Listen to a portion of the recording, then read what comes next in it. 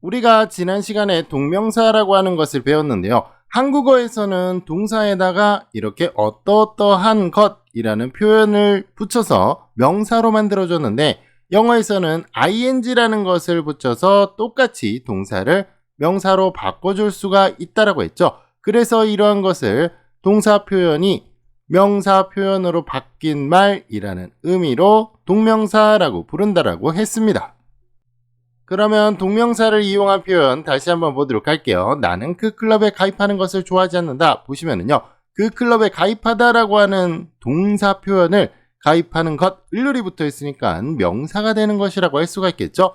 자, 영어로 보시면요. I don't like 그 다음에 명사 표현이 나와야 된다는 것을 알 수가 있는데요. 그 클럽에 가입하다라는 동사를 명사로 만들어주는 건 ing 이용하는 동명사 표현 이렇게 써준다라고 했죠.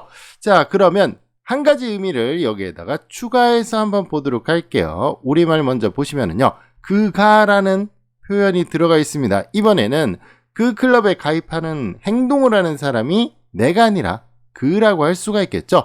자, 그러면 보도록 할게요. I don't like joining the club은 똑같은데 그가라는 표현을 넣어줘야 되는데요.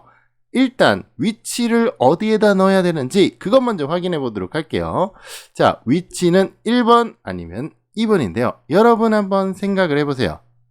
아마도 1번, 2번, 자 1번일 것 같다라고 생각을 하시면 어째서 1번이 돼야 하는지 한번 확인해 보도록 할게요.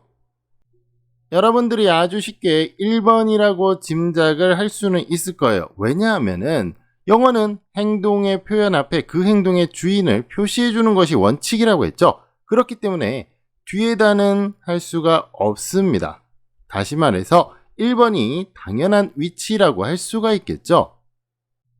일단 우리가 위치는 찾아냈는데요. 그렇다고 한다면 어떻게 붙여야 하느냐? 우리말에서 보면은 그가라고 되어 있는데요. 그러면 그냥 he라는 것을 이렇게 붙여주면 되느냐? 그렇지는 않습니다.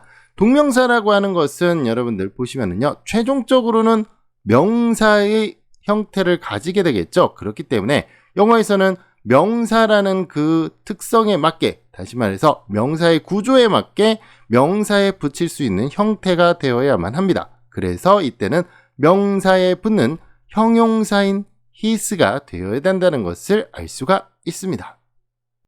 자, 그러면 한번 붙여보도록 할게요. 지금 joining the club 앞에다가 붙여줘야겠죠. 그래서 his를 갖다가 붙여주는데요.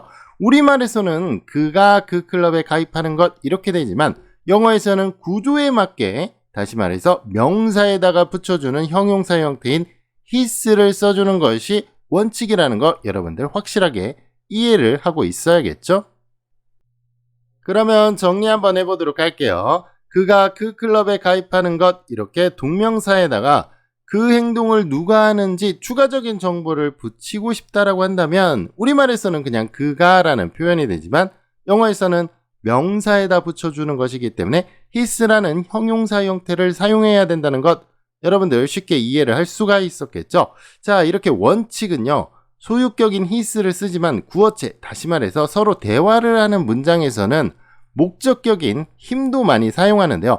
아마도 이것은 발음상의 편의 때문에 이렇게 힘이라는 형태를 사용하는 것이 아닐까 생각을 하고 있습니다.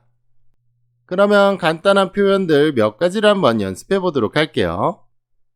그러면 첫 번째 문제 해보도록 할게요. 나는 이 계획에 대해서 그가 불평하는 것을 참을 수 없다. 기본적인 표현은 나는 불평하는 것을 참을 수가 없다라는 표현이 되겠죠. 그래서 주어 동사 먼저 나오고요. 그 다음에 불평하는 것을 참을 수 없는 것이니까 불평하는 것 complaining 나왔습니다. 그리고 나서 이 계획에 대해서라는 부사 표현 나오면 되겠죠. 자, 그러면 누가 불평하는지 동명사에다가 이 행동을 누가 하는지 써줘야겠죠. 그래서 위치는 바로 이렇게 동명사의 앞에다가 붙이는데요. 이렇게 his를 갖다가 붙이면 완성이 됩니다. 다음 문제 해보도록 할게요. 그는 그녀가 전화상으로 크게 떠드는 것을 싫어한다.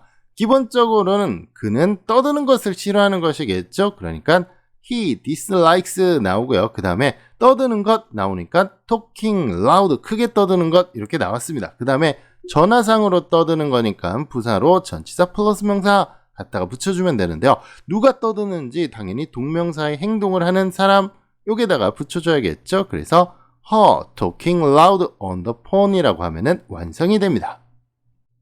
다음 문제 해보도록 할게요. 제가 창문을 닫아도 될까요? 라는 표현인데요. 자, 이 표현은 당신은 제가 창문 닫는 것을 신경 쓰십니까? 라는 표현이라고 할 수가 있습니다. mind라는 단어는 마음이라는 뜻도 있지만 동사로 쓰이면 마음에 자꾸 걸리는 거, 꺼리다 라는 표현으로도 쓸 수가 있다라고 그랬죠. 꺼리다 또는 신경 쓰이다 이런 표현이라고 할 수가 있는데요. 한번 보도록 할게요. Do you mind? 당신은 꺼립니까? 또는 신경 쓰입니까? 라는 표현이죠. 그 다음에 신경 쓰는 거는 뭐예요? 창문 닫는 것을 꺼립니까? 신경 쓰입니까? 라는 표현이니까 closing the window를 갖다 붙이면 되는데요. 창문 닫는 행동을 내가 하니까 여기 앞에다가 써주기만 하면 되겠죠. 그래서 my closing the window라는 표현을 써주면 완성이 됩니다.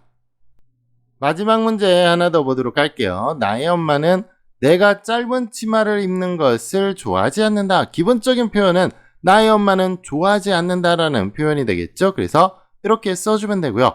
입는 것을 좋아하지 않아요. 그러니까 wearing 그리고 뭐를 입는지는 뒤에다 붙여주면 되겠죠. 그리고 이 짧은 치마를 입는 것은 자기가 입는 것이 아니라 내가 입는 것이니까 엄마가 입는 것이 아니라 내가 입는 것이겠죠. 그래서 따로 표현을 해줄 필요가 있습니다. 그래서 이렇게 동명사의 앞에다가 소유격으로 붙여주니까 my wearing 이라는 표현으로 써주면 완성이 되겠죠.